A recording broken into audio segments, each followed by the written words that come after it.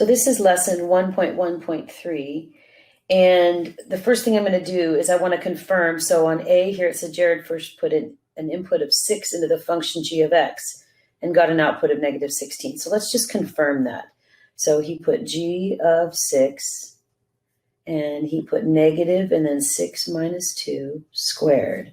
He gets a negative 4 squared, which is a negative 16 because we do the exponent first. So his answer is correct, but now he wants to put it in as f of negative 16. And there's definitely a problem because you cannot take the square root of a negative 16 for an all real number problem. If we were looking and working with imaginary numbers, that would be something we could work with, but you can't quite do that. So let's show you a graph of what this graph looks like and why negative 16 is not a potential domain value for this particular problem.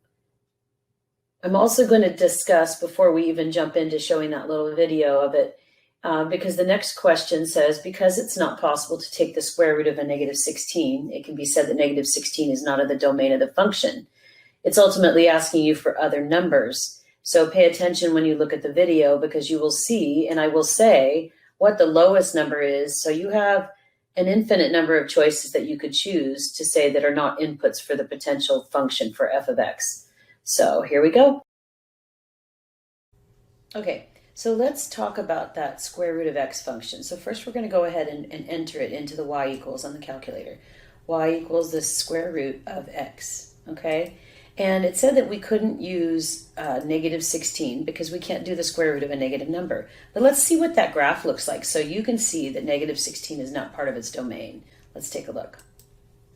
Okay, so this is the domain of the square root function, and it's the actual parent function of the square root function. But if you look at this, it starts at the origin, so 0, 0, and all positive numbers are potential domain numbers. But if you look down on this left side, negative 16 would be on the left. There is none. So if I go also, there's no negative numbers at all. So the lowest number you can have in that f of x function is 0. But let's take a look too. If I go to the table and I try to enter in negative 16, let's see what it looks like. You get an error message, and that's because it doesn't exist. So that should help a little with that. So here we are on part C for 1-26. Sonia has claimed that the g of x function can never be the last one in that order for problem 1-2 because the numbers are going to be negative when they come out. And it needs to be a positive number because the ending output was supposed to be 11. Well, she is correct. So I'm going to go ahead and plug in a value like, let's just put 4. So we've got a negative on the outside, 4 minus 2 squared equals negative, and then it's going to be 2 squared. So that equals a negative 4. So that couldn't be the last one there because of a positive number. Now let's just try a negative number. How about we do g of negative 4? And we put that in, and we have a negative 4 minus 2 squared. Well, that's going to end up being a negative on the outside with a negative 6 inside squared. That comes to a negative 36. So she is correct. The output would have to be positive for the 11, and g of x is not going to produce a positive number. Basically, you can say it's not going to be positive just from looking at this little negative in the front of the parentheses, because that is applied last due to order of operations. So to discuss D, it's asking us, it says, because the outputs of the function g of x do not include certain numbers, it can be said that positive numbers are not part of the range of the function g of x. The range of a function is the set of all possible values that can be output. So it's all the y values in the coordinate plane. So let's take another look at a picture of a graph that helps explain this, and you can see what the range looks like for this particular problem. So take a look at this graph. I just did this on my TI-84 emulator and I'm posting it here. But this is what this graph looks like. First of all, when there's a negative on the outside of a quadratic, which essentially that's what it is. When this negative's out here, that means your parabola is going to point downward, which is exactly what's happening here. But it also shows you our domain values, which they didn't ask us to find the domain, but they're all real numbers in both directions, okay? But our range value, so if we look at that, our range value is just from the 0 downward, okay? So that means that the only output you're going to have is a negative number. And so that does help confirm the discussion that Sonia was having. So hopefully that helps. Let's move on. This is 1-27, and we are going to actually show you some images of the calculator with this graph, but I wanted to show you something else first because this information is a quadratic. So I'm actually going to FOIL it out. That's what I always call it, but you can use the box method or you can FOIL. I'm going to multiply it out.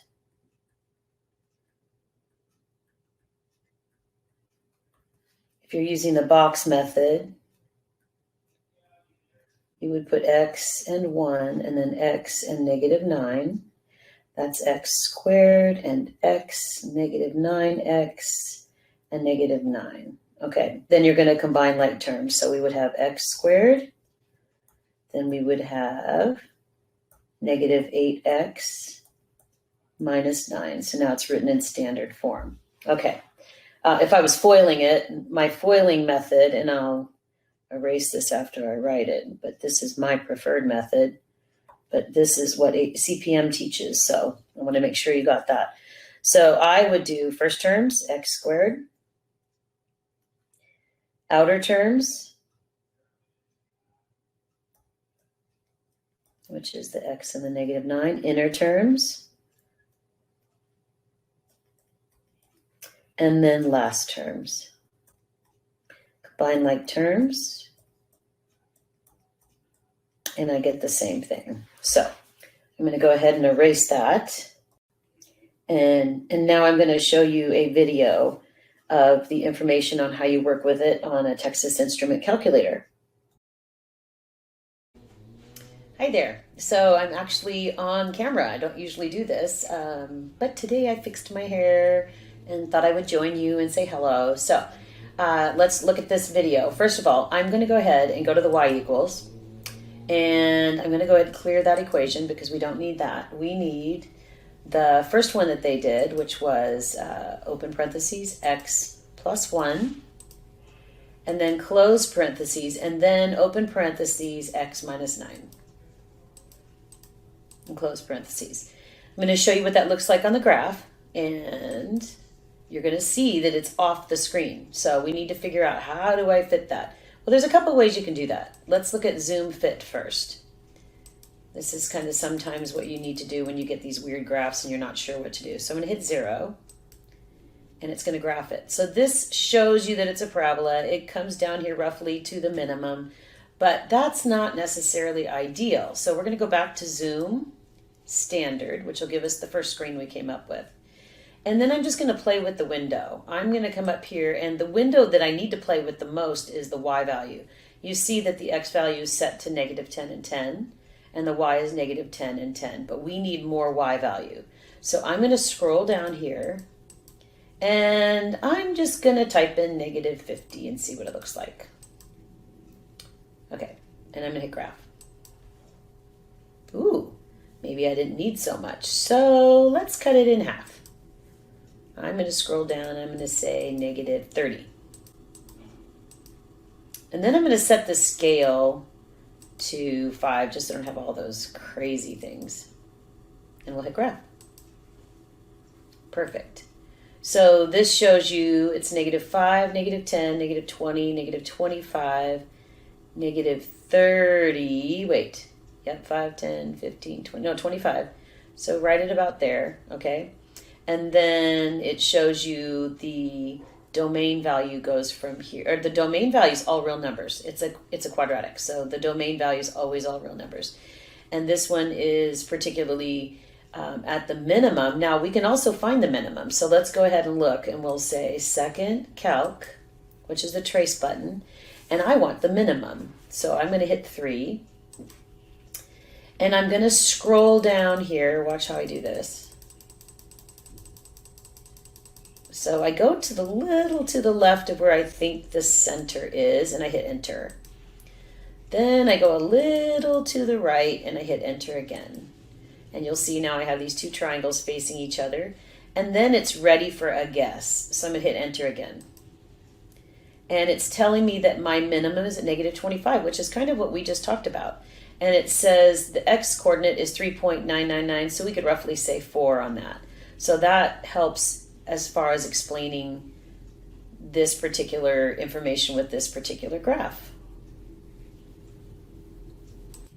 So just to review, you have the domain is all x values, all real numbers, and the range begins at negative 25 and goes to positive infinity. Your minimum here is, I would say 4, honestly, for x, and negative 25. And that should be all the information you need right now on this particular graph. But I don't think I did this other. This is the other part I wanted to do. So if you notice on this graph, this is all in blue. And I wanted you to see that it was equivalent to what we actually multiplied out, which was x squared, and then minus 8x, and minus 9. So now you will see a red line go over the top of the blue, so you won't even see the blue now. So let's go ahead and hit graph and look at it. See that? So they are equivalent, and that's just so you understand that. All right, thanks so much, and moving on. Now that you've seen that video, we are going to move on to 1-28.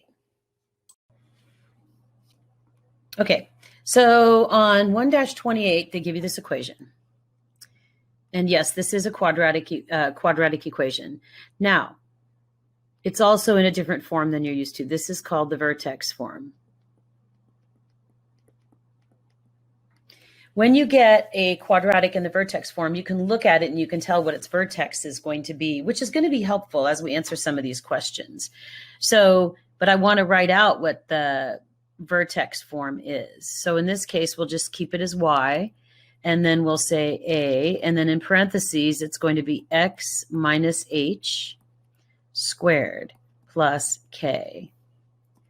This is going to be your x value for the vertex. And this is the y value for your vertex. Now be careful because you don't include the negative on there. Now if I put a negative number in, then it's going to end up being x plus h. But in this case, they have a positive number. So I'm looking at this information and I'm suspecting that our vertex will be 12, 11. So that means it's either a minimum or maximum depending on what it looks like when we graph it. So I'm going to be putting a video together that's going to talk about what happens when you use the standard window and what window settings did you use to see enough of the graph to help you visualize and draw a complete graph. And then what are the domains in the range of the function. But it's going to be helpful to know 12 and 11 as we jump into the calculator to decide what the windows should be. So let's jump to that little video. Okay, so I spoke about the vertex form. So I'm going to go ahead and type in the equation. Let me move up here. And it's open parentheses, x minus 12. So x minus 12, close parentheses, squared, and then plus 11. Okay, I'm going to make sure this is on Zoom standard because I want to make sure, because that's the first question they're going to ask is what happens when it's on standard. So Zoom standard, I have not hit graph yet. Zoom standard means that is the, if I go down here and I look at the windows, negative 10 to 10, negative 10 to 10. Well, we've talked about what I think the vertex is, which is 12 and 11. I don't think it's going to show up, but we're going to hit the graph, and there's nothing there. And that is because this particular parabola is happening outside of the standard window. So what we have to do is play with it. And since we've already figured out sort of that the vertex is 12 and 11, I'm going to go to the window, and I'm just going to make sure that my x value at least covers 12. So I'm going to go a little bit bigger because I'd like to see more of the graph. So I'm going to leave negative 10 because that doesn't matter at this point. I'm going to come down here, and since I know it's 12, or I think it's 12, I'm going to hit 30 just to give myself a little more space. And then I'm going to come down here and go to y value and leave the negative 10 alone again because it needs to be at 11. So I think I'll just hit 30 as well. We'll just leave it alone. Okay. I'm going to go ahead because I go crazy with the scales being so like bunched up with these single unit markings. So I end up changing the scale just a little bit. All right. So now let's see what it looks like in the graph. Awesome. So what I want to do right now is I could go ahead. We've already said that we thought that the y value was 11. So I'm going to go ahead and just put another equation in here just to check it out. And that's a horizontal line that says y equals 11. And when I do that and I hit graph, you can see that it's hitting the bottom. I don't need that for now, but let's go ahead and see if I'm right on the vertex.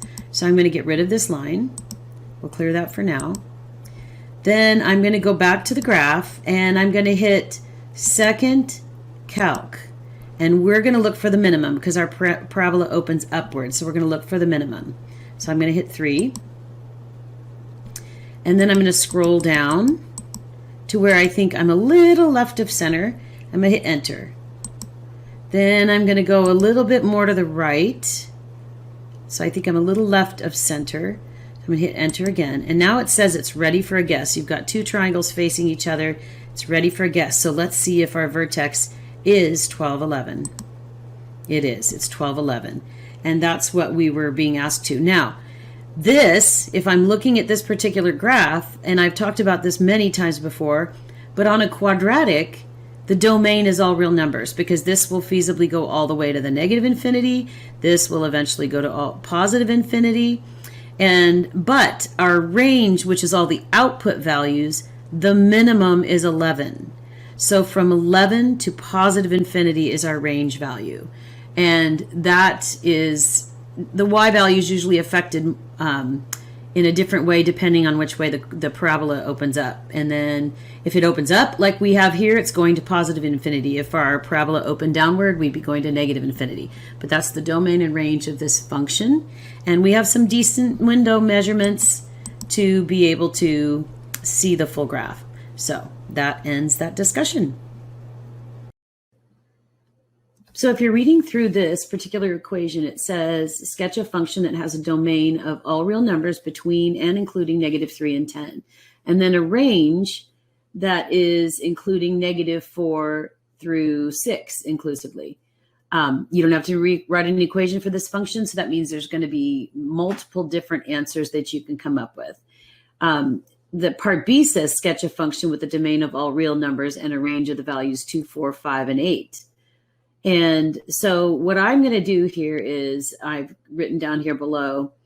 Also, I think this is an important piece of information right here, so I'm just going to kind of circle it.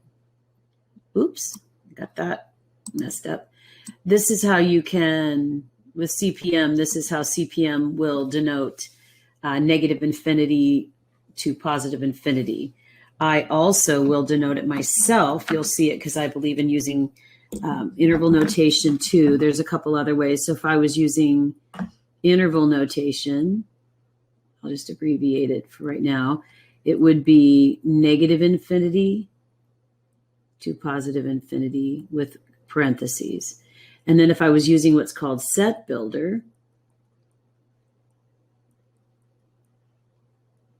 it would be x such that, meaning x is an element of all real numbers. So those are two different ways to denote all real numbers. But again, this is the information. This is how CPM will denote it. But you will see these two kinds of notation in different textbooks as well. So I'm going to read what I wrote there. The fact that it says to be creative and to show a function and no equation, then there is no one correct answer. Just remember it has to pass the vertical line test.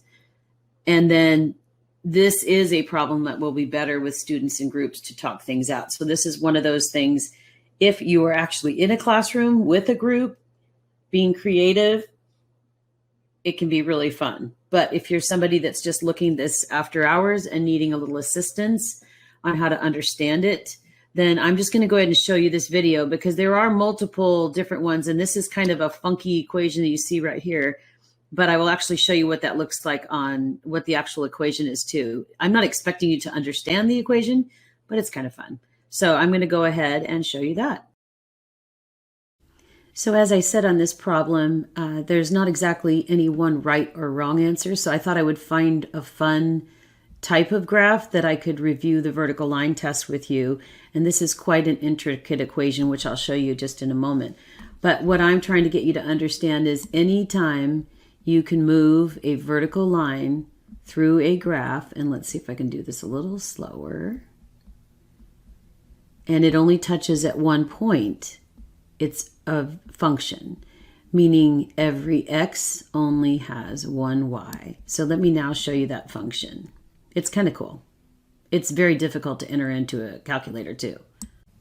So here's the equation I was talking about. It's actually quite elaborate to enter.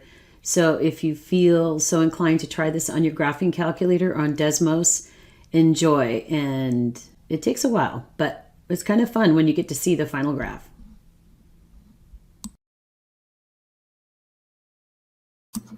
So we're going to go ahead and start by, this particular says, how can a graphing calculator help you find the solution to a system of equations?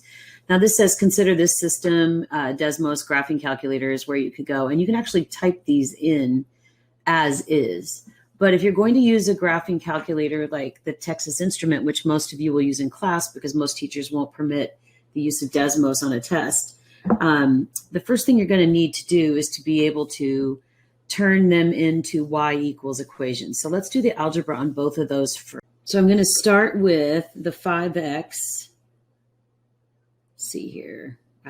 Need my pen. 5x minus y equals 35. Again, my goal is to get into y equals format. So I've got to subtract 5x first. And I'm going to put this negative 5x first, because we are also putting it in y equals mx plus b form. Well, now I need to get rid of this negative. So I can either multiply or divide by a -1, which means I'm basically changing the signs of everything. So y equals 5x minus 35. So that's equation 1, okay?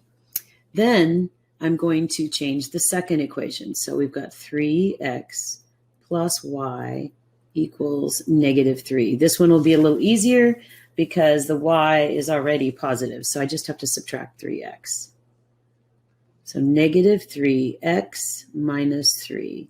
So there's our two equations. We'll solve those algebraically in a minute, but this particular question is asking us to find the graph.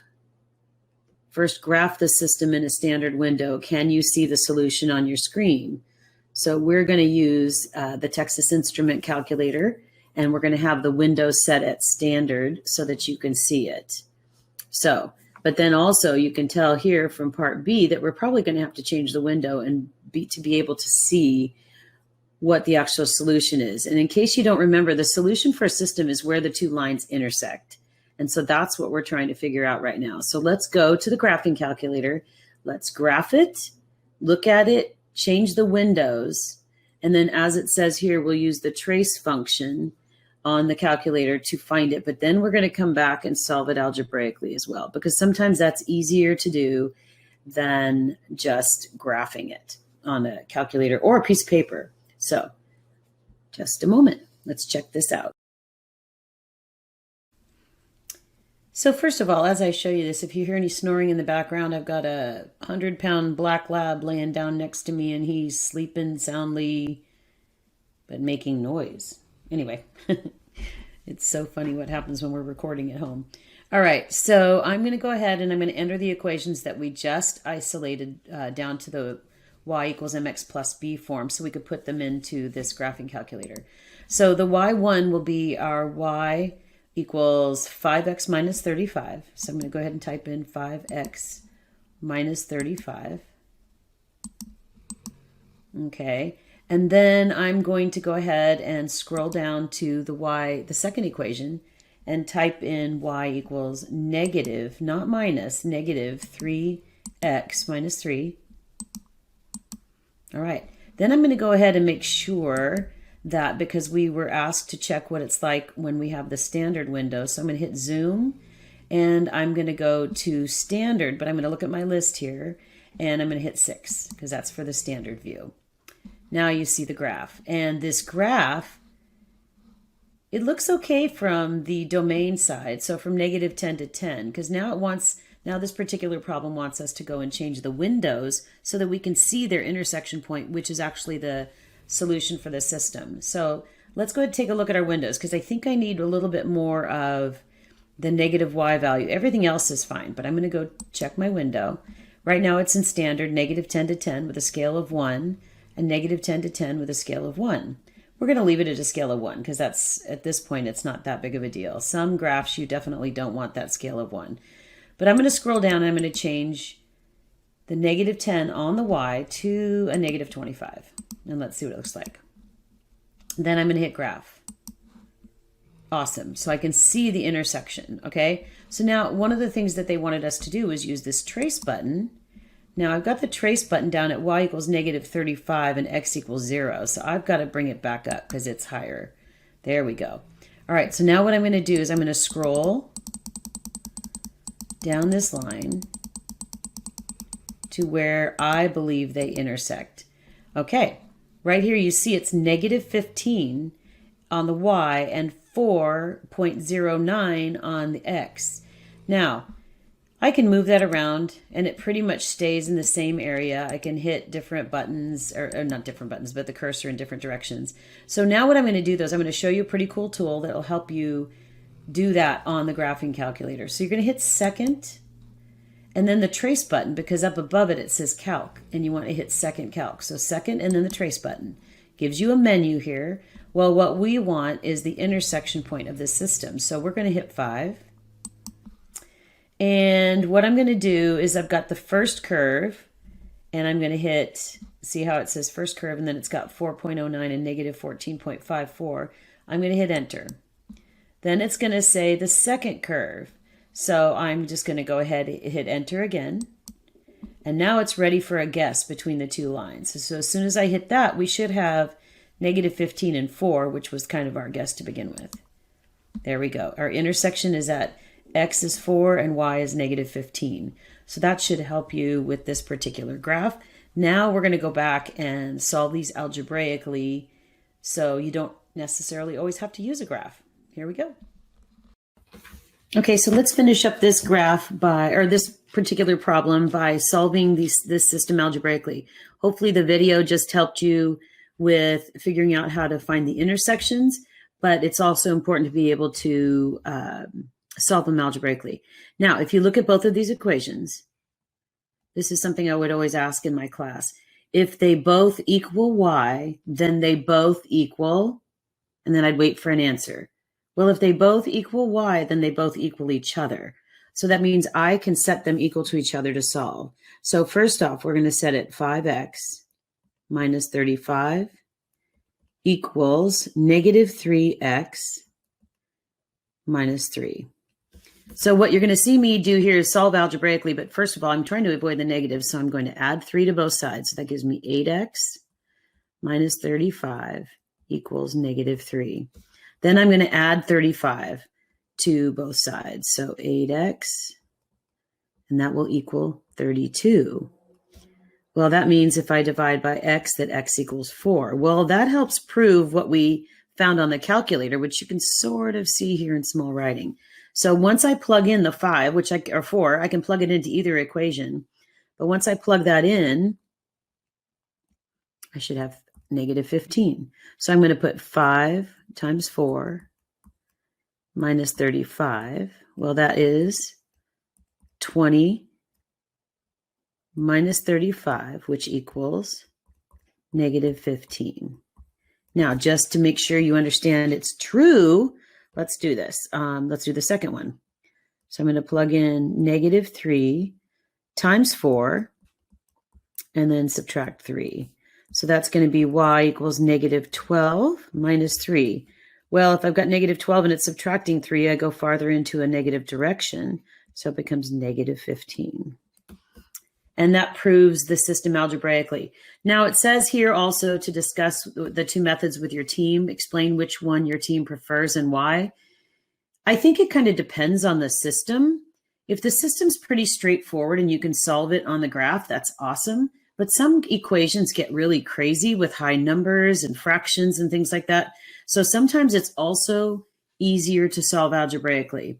And the way I did it is considered substitution, but there are other ways to do it as well. So, and that's for another day. All right, have a good one. Moving on. So in this problem, if I was in class, I would actually have everybody try typing this into the calculator, because honestly, I think some of the trickiest parts of this equation or graphing this is just typing it in calculator. But here is a picture of the image. So this is an image from Desmos, and some things that I wanted to point out to you are this particular area right here. So let me get a line so I can show this.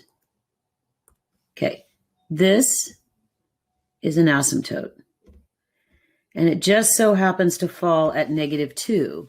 And that is because if I wrote, okay, let me get here. Sorry, but I didn't mean to move that. If I wrote or put a -2 into that equation, I would have a 0 in the denominator. So -2 will never work on this equation. So when you're setting it up and you're saying domain, because that's what it's asking, what is the domain going to be? Well, the domain is x is greater than -2 or x is less than -2. But it will never equal -2 because that would create an undefined,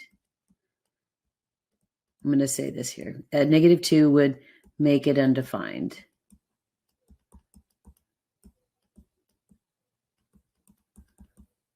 Okay, the range values, though, are a little bit different. The range is all real numbers because there's not a number on here that the range will not touch. And you can tell that because this would continue on forever from here, same over here, and same down here. So the range is all real numbers. So the way they were having you denote that is -infinity is, and let's put it less than or equal to y, which is less than or equal to +infinity. So all real numbers is that way. So that should help answer this question. Moving on.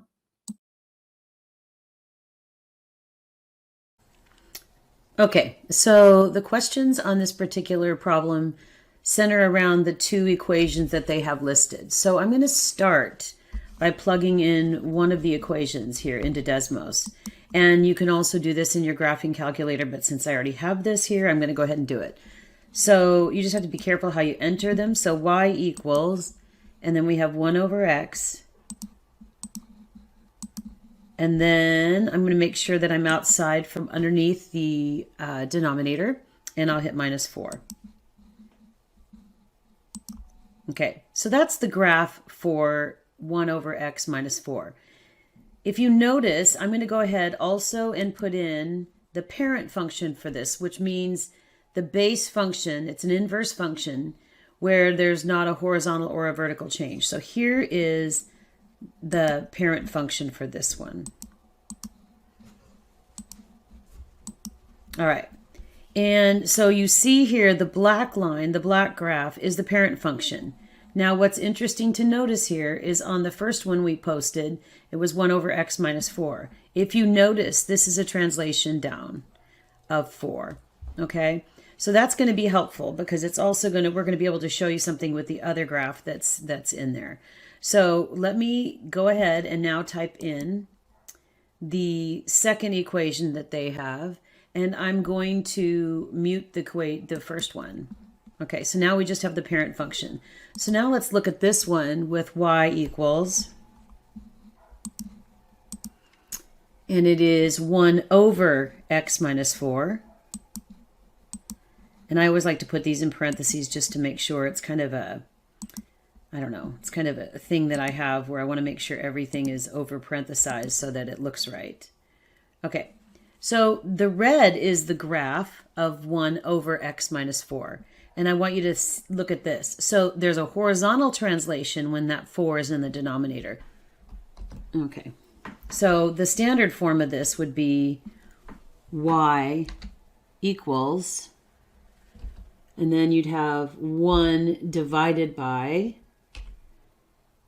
x minus h, and we'll put that in parentheses.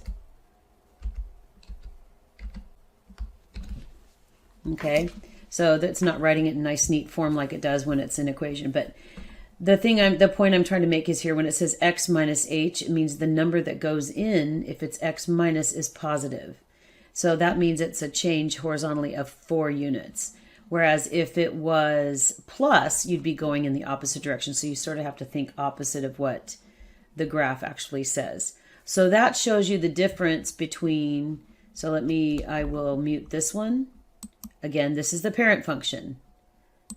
This is 1 over x minus 4, which is a vertical translation down. And then I'll silence that one. And this one is y equals 1 over x minus 4, which is a horizontal translation. So that's the difference in them. Now what I'm going to do is I'm actually going to go back to the equation and show you algebraically, what the 1 over x minus 4 would look like if it was all with the same equation. So I will add that to this graph in a moment. So I want to add one thing here, and I'm showing this to you algebraically because one of the things that I've always noticed that students have a hard time writing and solving equations when they have a number out here. So I want to write this into one equation with common denominators. So I'm going to go 1 over x. Well, that means I have to multiply 4 times x over x. Okay, so when I do that, I end up with y equals 1 over x minus 4x over x. Now I can combine them. This is the same as this.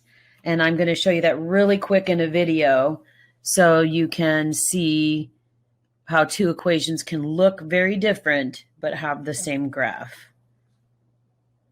So here we go.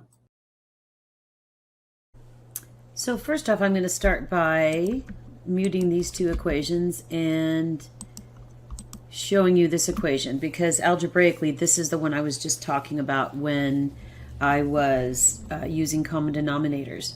So the equation that we ultimately ended up with was y equals, and then in the denominator, in the numerator, we had 1 minus, again, I over parenthesize, and that's usually to prevent order of operations errors, but in this case we're not going to have one, so because we're preventing that, over x. So if you notice, before I even finish this, look at this. The colors are the same because the graph is the same. So if I come out here and I mute this one and I put that one on, it's the exact same as the one up top with a vertical translation. So it's algebraically manipulated, but it still has the same value.